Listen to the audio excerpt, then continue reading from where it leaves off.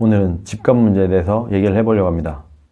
부동산, 집값, 이거를 이해하려면 일단 기본적으로 공산품과 부동산의 차이점을 먼저 알아야 될 것 같아요. 공산품의 예를 자동차로 한번 들어보겠습니다. 자동차 같은 경우, 공산품의 경우는 기술이 발달할수록 이 가격이 싸지고 품질이 좋아질 수 있어요. 옛날에 잘 생각해보면 저 어릴 때만 해도 우리 반에 자동차가 있는 집이 그렇게 많지 않았어요. 왜냐면 너무 비싸니까. 소득에 비해서 너무 비싸서. 근데 요즘 웬만한 집에 다 자동차 한 대씩은 있어요. 2대 있는 집들도 흔히 볼 수 있는 풍경이 되어버렸습니다. 왜 그러냐면 소득 대비 자동차 가격이 싸졌기 때문이에요. 이게 가능해요.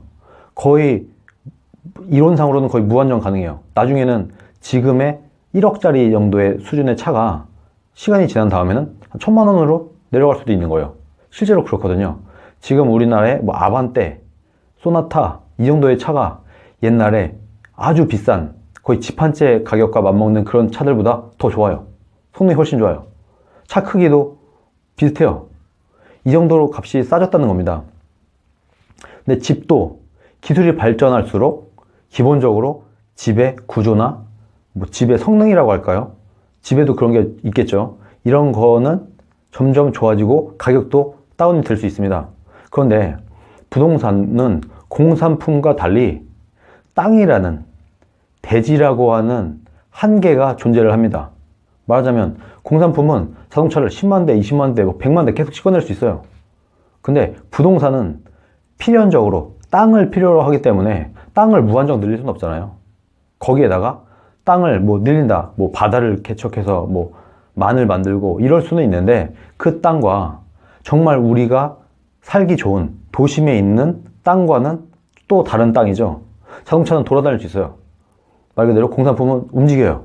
이거 움직이면 자동차가 서울에 있다가 부산 갔다가 이동할 수 있어요. 근데 부동산 말 그대로 움직일 수 없어요. 그 자리에 계속 있어야 돼. 집, 건물, 땅 이런 거는 어떻게 들어서 나를 수가 없잖아요. 그렇기 때문에 땅이라는 것을 필연적으로 하고 이 땅의 가격, 결국에 집값이 땅값이잖아요.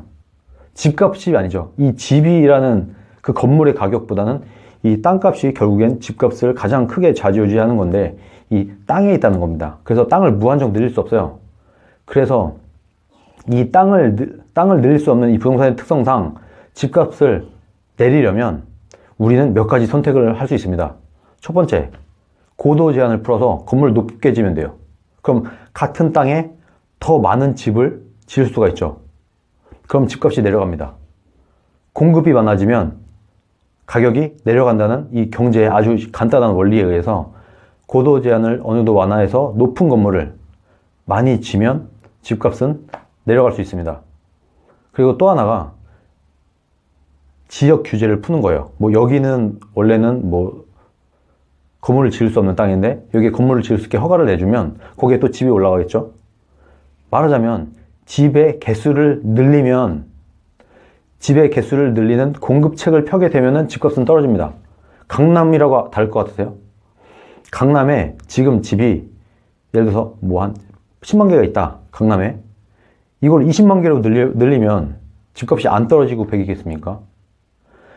땅값이 비싸지고 집값이 비싸지는 가장 큰 이유는 이런 거예요. 개수는 정해져 있어. 강남의 집의 개수는 정해져 있는데 여기에 살려고 하는 사람들, 이 강남이라는 동네에 살고자 하는 사람들이 인원이 더 많기 때문이고 이들의 소득이 늘면 늘수록 나는 강남에 살고 싶어 하는 사람들의 소득이 늘수록 이 강남의 집값은 오르고 인원이 많아질수록 이 강남의 집값은 올라가는 거죠. 그러면 이 강남의 집들을 훨씬 많이 늘리게 되면 주택을 공급하게 되면 공급이 늘어나면서 자연스럽게 집값은 떨어지게 되는 겁니다. 그런데 문재인 정부는 노무현 정부 때도 마찬가지예요. 규제를 했어요. 오히려 규제를 하면 어떤 일이 일어날까요?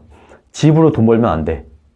건물이나 땅이나 이런 걸 투기라고 보고 이런 걸로 돈을 벌게 해서는 안 된다라고 생각을 하고 규제를 거니까 어떤 일이 일어나냐면 주택의 공급이 제한이 되는 거예요. 자연스럽게. 왜냐면 건물을 지고 땅을 개발하고 아파트를 올렸을 때 나한테 이익이 되지 못하게 국가가 법으로 막는 거잖아요. 그러면 이 동네에 주택의 공급이 끊기죠. 말하자면 강남에 10만 채의 집이 있다고 하면 이 10만 채에서 더 이상 집의 개수가 안 늘어요. 그런데 이 강남에 살고자 하는 사람들의 소득은 계속 늘고 있어요. 국민들의 소득은 느니까. 그리고 여기에 살려고 하는 사람들의 수도 점점 늘어요. 그럼 집값이 안 오를 수가 있겠습니까? 당연히 오르지. 어떤 물건이 하나 있는데 이 물건을 사고자 하는 사람들의 숫자가 점점 늘고 이 물건을 사고자 하는 사람들의 소득이 점점 늘어요. 근데 이 물건의 개수는 정해져 있어. 그럼 당연히 이 물건값이 오를 수밖에 없는 거 아니겠어요? 이 물건값을 낮추려면 똑같은 집을 또 만들고 또 만들고 또 만들고 늘려서 공급을 해줘야 이 집값이 내려가죠. 그리고 놀랍게도 현재 지방의 집값은 떨어지고 수도권의 집값은 올라가고 있죠. 이게 왜 그런가요? 이것도 규제 때문입니다. 문재인 정부가 너무나도 어리석게도 너무나도 부동산에 대해서 무지한 정부다 보니까 다주택자들을 규제하기 시작했어요. 말하자면 집을 여러 채 가진 사람들한테 규제를 걸고 그 사람들한테 세금을 왕창 떼려고 하니까 그럼 어떤 일이 나겠어요? 예를 들어서 내가 집이 5개가 있어요. 근데 집이 5개 있는 사람은 뭐 1억을 뺏어가려고 해. 예를 들어서. 근데 집이 한 채만 있으면 세금을 안 내도 돼. 말하자면 이런 식으로 규제를 펴고 있는 거예요. 그럼 난 어떻게 할까요? 집을 5채를 팔고 이 5채의 가격에 가까운 집을 한 채만 사면 되는 거예요. 예를 들어서 내가 2억짜리 집이 5채가 있었다. 그럼 이 5채 다 팔아. 그리고 10억짜리 집 하나만 가지면 되는 거죠. 그런 일이 실제로 일어나고 있는 겁니다. 지방에서 집을 여러 개 갖고 있던 사람들이 집을 다 팔아요. 2억짜리 집 5개를 그냥 팔어. 그리고 서울에 있는 집 한 채, 10억짜리 집을 하나 사는 거예요. 그러면 비싼 집은 더 오르고 저렴한 집은, 지방에 있는 저렴한 집은 가격이 내려가죠. 여기는 파니까. 이 짓을 지금 만들고 있는 겁니다. 이게 자연스럽게 시장에 의해서 돌아가면 뭐 누굴 탓하겠어요. 근데 이것이 이 모든 혼란이, 이 모든 부동산 혼란, 부동산 집값의 폭등 이런 것들이 무능한 정부의 규제로 인한 것이라는 거예요. 이 짓을 지금 문재인 정부가 하고 있는 겁니다. 규제. 이 사람들은 시장경제에 대한 이해가 빵인 것 같아요. 아예 없어. 시장이 어떻게 돌아가는지 자체를 아예 몰라. 그러니까 무조건 그냥 규제부터 거는 거예요. 왜냐면 머릿속에 든 게 없으니까. 지금 이러고 있는 겁니다. 생각해보세요. 물건의 가격을 낮출 수 있는 유일한 방법은 공급을 늘리는 거예요. 이거 말고 어떤 방법이 있을 수가 있겠어요. 그리고 그 물건에 그게 집이 아니라고 해도 모든 물건의 가격을 올리려면 그 물건에 희소성을 주면 돼요. 이 물건의 공급을 더 이상 늘리지 못하게 차단을 하게 되면 그때부터 이 물건은 희소해지면서 가격이 올라가게 되는 겁니다. 근데 문재인 정부는 이 집들을 희소하게 만들어요. 수도권에 있는 집들을 희소하게 만들고 있어. 그러니까 당연히 오르죠.